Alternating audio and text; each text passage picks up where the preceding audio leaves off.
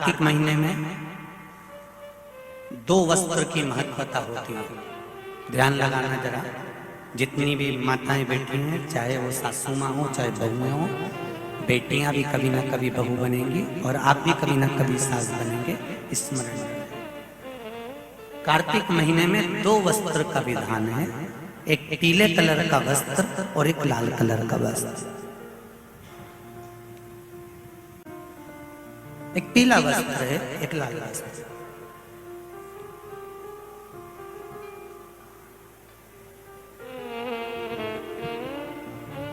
आज देवउठनी एकादशी है। ऐसी कोई माता नहीं होगी जो अपने घर में तुलसी जी का पूजन नहीं करे।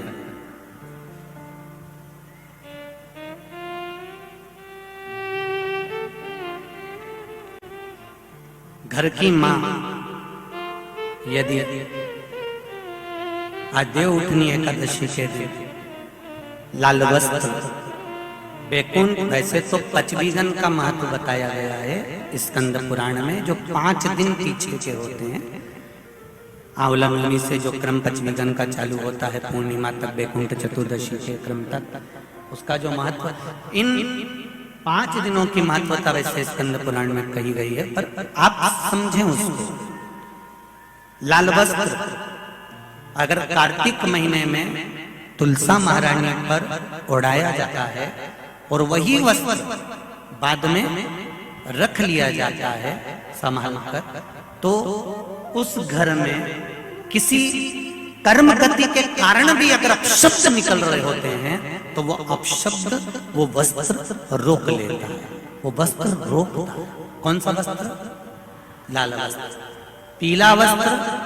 इन 5 दिन में अगर तुलसा महारानी को चढ़ाया जाता है और उसको रखा जाता है, तो जिस नारी के गर्भ से संतान नहीं भी हो रही होती है, उसके कक्ष में अगर वो वस्त्र कुछ दिन तक रखा रहता है तो ये निश्चित आती है कि गर्भ ठहरता जरूर है। ये पीले वस्त्र की और लाल वस्त्र की महत्वता कार्तिक महीने में।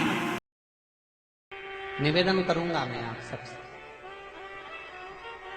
महाराज मान लो कोई व्यापार में अगर तकलीफ हो,